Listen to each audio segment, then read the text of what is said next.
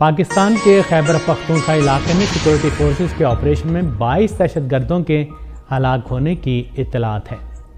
پاکستان کے میڈیا ذرائع نے DGISPR کی ایک ایکس پوسٹ کا حوالہ دیتے ہوئے کہا ہے کہ خیبر پختونخوا کے ضلع ڈیرہ اسماعیل خان میں سیکورٹی فورسز نے خفیہ اطلاعات کی بنیاد پر ایک اہم کارروائی کی جس میں مبینہ 22 دہشت گرد مارے گئے۔ پاک فوج کے شعبہ تعلقات عامہ ISPR کے مطابق کارروائی کے دوران فورسز نے دہشت گردوں کے ٹھکانوں کو گھیر کر مؤثر انداز میں نشانہ بنایا۔ پوسٹ میں کہا گیا ہے کہ یہ عناصر منظم دہشت گردانہ سرگرمیوں کے ذریعے خطے میں بدامنی پھیلانے کی کوشش میں تھے۔ دوسری جانب لکی مروت کے علاقے بخمل احمد زئی میں پولیس موبائل پر ایک خودکش دھماکے میں ایک اہلکار جاں بحق اور 6 زخمی ہو گئے۔ پولیس کے مطابق حملہ آور 2 تھے جن میں سے ایک ہلاک اور دوسرا فرار ہو گیا۔ پولیس کا کہنا ہے کہ دونوں حملہ آور سڑک کے کنارے کھڑے تھے جن میں سے ایک نے پولیس موبائل کے قریب آنے پر خود کو دھماکے سے اڑا لیا۔ ہندوستان میں پارلیمنٹ کا سرمائی سیشن حکومت اور اپوزیشن کے تصادم کے ساتھ شروع ہوا اور کافی ہنگامہ ہوا۔ اسی کے ساتھ آج دہلی میں SIR کے خلاف مظاہرہ ہوا۔ ہندوستانی وزارت مواصلات نے ایک نئے حکم میں موبائل فون بنانے والی کمپنیوں سے کہا ہے کہ وہ 3 ماہ کے اندر سرکاری سافٹ ویئر سنچار ساتھی کو تمام نئے فونز پر ناقابل حذف انداز میں انسٹال کریں۔ خبرساز ایجنسی رائٹرز کے مطابق ہندوستانی وزارت مواصلات نے ایک خفیہ حکم نامے میں ایپل، سامسنگ، ویوو، اوپو اور شیاؤمی سمیت تمام بڑی موبائل فون ساز کمپنیوں کو پابند کیا ہے کہ وہ سرکاری سافٹ ویئر سنچار ساتھی کو نئے آلات پر پہلے سے انسٹال کریں۔ کہا جاتا ہے کہ اس ایپلیکیشن کو نہ تو حذف کیا جا سکے گا اور نہ ہی یہ غیر فعال ہوگی۔ ہندوستانی حکومت کا دعویٰ ہے کہ یہ اقدام سائبر خطرات اور جعلی IMEI کوڈ کے غلط استعمال سے نمٹنے کے لیے ضروری ہے، اور یہ سافٹ ویئر چوری شدہ آلات کا سراغ لگانے اور انہیں بلاک کرنے میں مدد کرنے کے علاوہ جعلی فونز کو بلیک مارکیٹ میں داخل ہونے سے بھی روکے گا اور سائبر خطرات سے بچاؤ میں اہم کردار ادا کرے گا۔ بنگلہ دیش میں تحقیقاتی کمیشن نے اپنی تازہ رپورٹ میں سابق وزیر اعظم شیخ حسینہ واجد پر 2009 کی بغاوت کے دوران فوجی افسران کے قتل کا حکم دینے کا الزام لگایا ہے۔ بنگلہ دیش کے تحقیقاتی کمیشن نے اپنی رپورٹ میں بتایا ہے کہ بغاوت کے دوران 74 افراد ہلاک ہوئے تھے جن میں درجنوں اعلیٰ فوجی افسران شامل تھے۔ کمیشن کا کہنا ہے کہ شیخ حسینہ نے اس قتل عام کی منظوری دی اور سابق رکن پارلیمنٹ فضل نور تاپوش کو مرکزی رابطہ کار کے طور پر نامزد کیا گیا ہے۔ بنگلہ دیش کے تحقیقاتی کمیشن کے سربراہ ALM فضل الرحمان نے بنگلہ دیشی فوج کو کمزور کرنے کے اس سازشی منصوبے میں ہندوستان کو بھی ملوث قرار دیا ہے۔ بنگلہ دیش کے عبوری سربراہ محمد یونس نے کمیشن کا خیر مقدم کرتے ہوئے کہا ہے کہ بقول ان کے آخرکار سچائی سامنے آ گئی۔ یاد رہے کہ سابق وزیر اعظم شیخ حسینہ گزشتہ سال کی تحریک کے نتیجے میں اپنی حکومت کا تختہ پلٹے جانے کے بعد سے ہندوستان میں پناہ گزین ہیں۔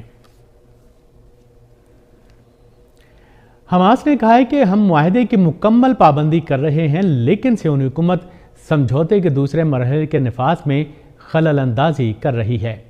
حماس کے ترجمان نے کہا ہے کہ غاصب صہیونی حکومت اس معاہدے کے دوسرے مرحلے کے نفاذ میں خلل اندازی کر رہی ہے۔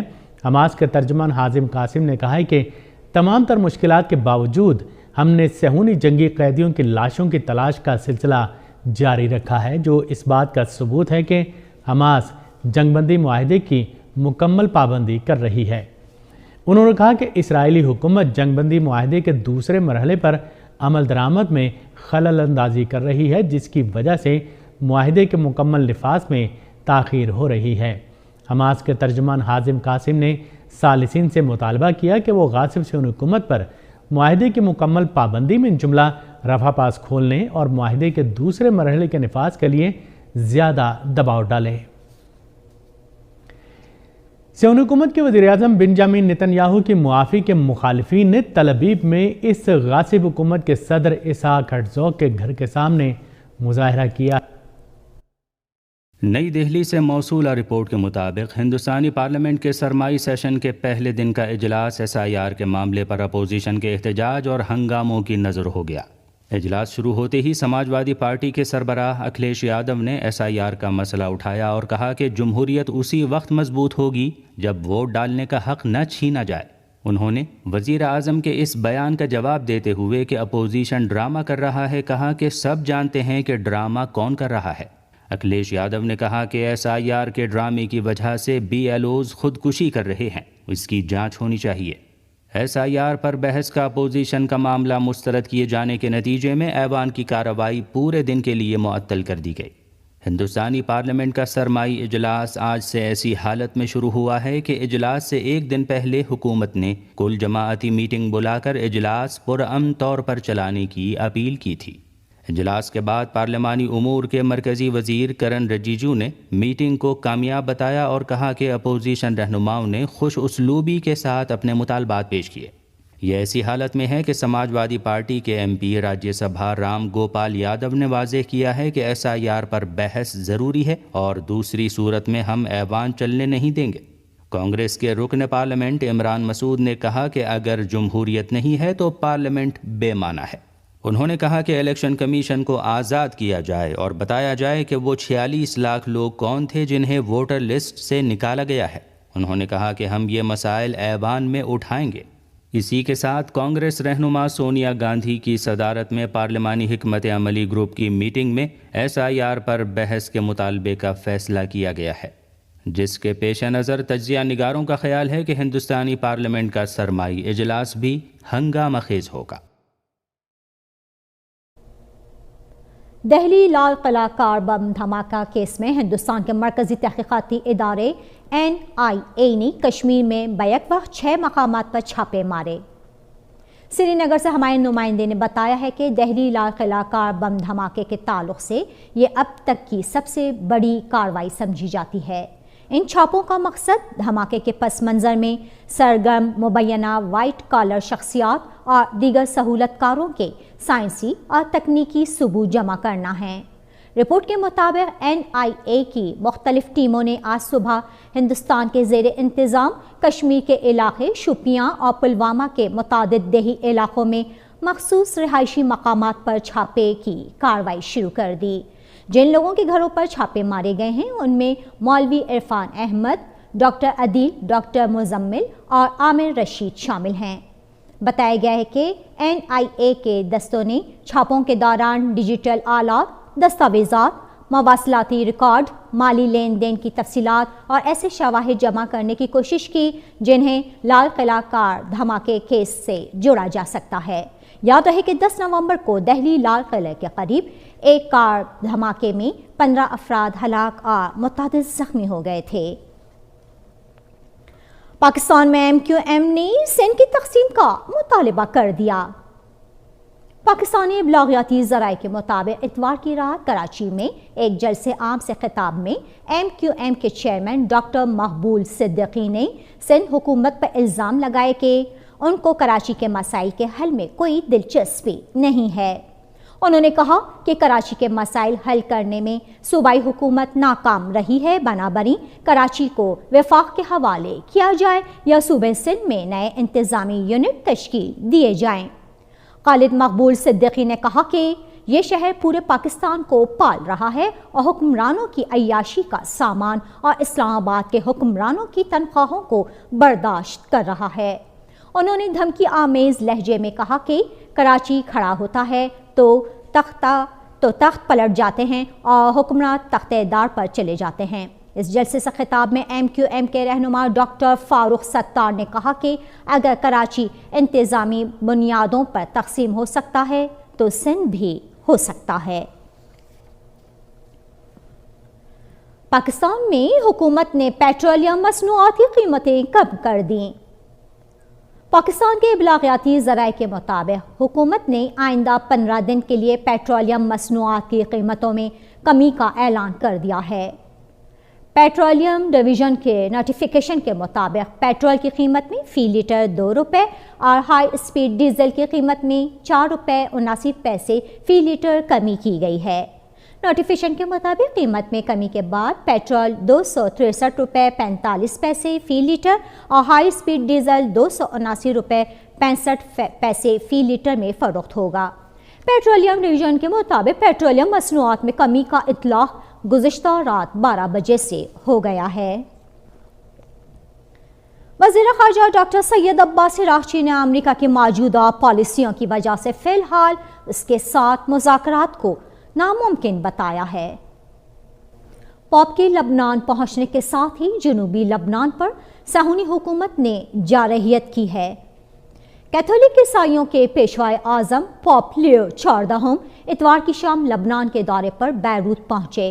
उनके लबनान पहुंचने के साथ ही गासिब साहूनी हुकूमत ने जनूबी लबनान को जारहियत का निशाना बनाया है। अलमनार के मुताबिक साहूनी हुकूमत ने पॉप लियो 14 के दौरे लबनान के मौके पर जनूबी लबनान के इलाके शबआ के महल्ला अलवस्तानी पर हमला किया है। इस रिपोर्ट के मुताबिक हमले के साथ ही साहूनी दुश्मन के एक ड्रोन मारून अल रास पर हमला किया है। लबनान की सरकारी न्यूज़ एजेंसी ने भी खबर दी है कि शहर बैतलीफ के मज़ाफ़ात में वाक़े वादी मज़लम पर साहूनी हुकूमत के ड्रोन और जासूस तैयारों ने हमला किया है। अमरीकी हुकूमत ने वेनेज़ुएला के सदर को मुल्क छोड़ देने की जारहाना वार्निंग दे दी। फॉक्स न्यूज़ के मुताबिक अमरीकी सदर डोनाल्ड ट्रंप की इंतज़ामिया ने वेनेज़ुएला के अपने हम मनसब निकोलस मादुरो को धमकी दी है कि वो अपना मुल्क छोड़ दें वरना किसी और फैसले के नताइज का सामना करना पड़ेगा। इस अमरीकी नेटवर्क ने सोशल नेटवर्क एक्स पर छोड़ो या नताइज का सामना करो के उन्वान से एक रिपोर्ट शाया करते हुए लिखा है कि ट्रंप इंतज़ामिया ने निकोलस मादुरो को फौरी तौर पर वेनेज़ुएला छोड़ने का सख्त अल्टीमेटम दिया है और ट्रंप की जानिब से मुल्क को छोड़ने की धमकी से कबल ही फ़ज़ाई हदूद बंद कर दी गई है। फॉक्स न्यूज़ ने दावा किया है कि काराकास को यह इंतबाह एक फ़ोन कॉल के ज़रिए दिया गया जिसमें मादुरो, उनकी अहलिया और उनके बेटे की महफूज रवानगी की ज़मानत भी शामिल थी, लेकिन सिर्फ इस शर्त पर कि मादुरो जल्द अज जल्द इख्तिदार से दस्तबरदार हो जाएं। ये खबर ऐसे वक्त में मंजर आम पर आई है कि इससे चंद घंटे कबल एक रिपब्लिकन सेनेटर ने दावा किया था कि अमेरिका ने वेनेज़ुएला के सदर को अपना मुल्क छोड़कर रूस या किसी और जगह जाने का वक्त दिया है। मुत्तहिदा अरब अमारात का 54वां कौमी दिन आज मुत्तहिदा अरब अमारात की 7 अमारात के इंतजाम के मौके पर मनाया जा रहा है। यूरोपीय यूनियन ने पाकिस्तान में सैलाब से मुतासर अफराद की मदद के लिए इजाफी 30 लाख यूरो जारी किए हैं। इमदाद का मकसद पंजाब के सबसे ज़्यादा मुतासरा इलाकों में ख़ानदानों की फौरी ज़रूरियात को पूरा करने और जल्द बहाली शुरू करने में मदद करना है। एक बयान में यूरोपीय यूनियन ने कहा कि ये इमदाद नकद फराहम की जाएगी ताकि मुतासरा घराने की ज़रूरी अशिया ख़रीद सकें और तरजीहात के मुताबिक अपनी बहाली का मनसूबा बना सकें। इस ताज़ा तरीन इमदाद में 10,50,000 यूरो भी शामिल हैं जो सितंबर में तिब्बी देखभाल, साफ़ पानी, सफाई और दीगर अहम सहूलियात की फराहमी के लिए जारी किए गए थे। तुर्की के वज़ीर तवानाई और कुदरती वसाइल अरसलान बेरक्ताज अपने वफ्द के हमरा पाकिस्तान पहुँचे हैं। वज़ीर पेट्रोलियम अली परवेज़ मलिक ने इस्लामाबाद एयरपोर्ट पर उनका इस्तकबाल किया। ये दौरा दोनों मुल्कों के दरमियान तवानाई और मादनियात के शोबों में ताउन के फ़रोग़ में अहम किरदार अदा करेगा। ग़ुलामी के ख़ात्मे का आलमी दिन आज मनाया जा रहा है। इस दिन का मकसद ग़ुलामी की दौरे हासिल के अक़साम को ख़त्म करना है, जिनमें इंसानी स्मगलिंग, जिनसी इस्तेसाल, बच्चों की जबरी मुशक्क़त, जबरी शादी और मुसल्लह तसादुम में हिस्सा लेने के लिए बच्चों की जबरी भर्ती शामिल हैं। आलमी लेबर ऑर्गेनाइजेशन के ताज़ा तरीन तखमीनों से पता चलता है कि गुज़िश्ता 5 सालों में जबरी मुशक्क़त और जबरी शादियों में नुमायाँ इजाफ़ा हुआ है। ताजिकिस्तान में चीनी सफारतखाने ने मुसल्लह हमले में चीनी शहरियों की हलाकत के बाद अपने कारोबारी इदारों और एहलकारों पर जोर दिया है कि वो ताजिकिस्तान अफगानिस्तान सरहदी इलाकों को फौरी तौर पर खाली कर दें। उधर ताजिकिस्तान में चीन के सफ़ीर गोजिंजू ने फौरी तौर पर ताजिकिस्तान के हुकाम को मुल्क में चीनी शहरियों की सलामती के मसाइल पर बात करने के लिए टेलीफोन किया है। फ़रीक़ैन ने ताजिकिस्तान और अफगानिस्तान के सरहदी इलाकों में चीनी कारोबारी इदारों और शहरियों की हिफाजत से मुतालिक متعلق تازہ ترین پیش رفت پر تبادلہ خیال کیا۔ چینی سفیر نے تاجک حکام پر زور دیا کہ وہ تاجکستان میں چینی کاروباری اداروں اور شہریوں کی حفاظت کو یقینی بنانے کے لیے تمام ضروری اقدامات کرے۔ اتوار کی رات افغانستان کی سرحد کے ساتھ تاجکستان کے خود مختار علاقے ورونو بدرخشاں کے دوروز ضلع میں مسلح حملہ ہوا تھا، جس کے نتیجے میں چینی شہریوں کی ہلاکتیں ہوئیں۔ غزہ میں جنگ بندی کے باوجود شہداء کی تعداد میں اضافہ جاری ہے، جہاں اکتوبر 2023 سے اب تک 70,112 فلسطینی شہید ہو چکے ہیں۔ 11 اکتوبر 2025 کو جنگ بندی کے نفاذ کے بعد 356 افراد شہید اور 909 زخمی ہوئے ہیں۔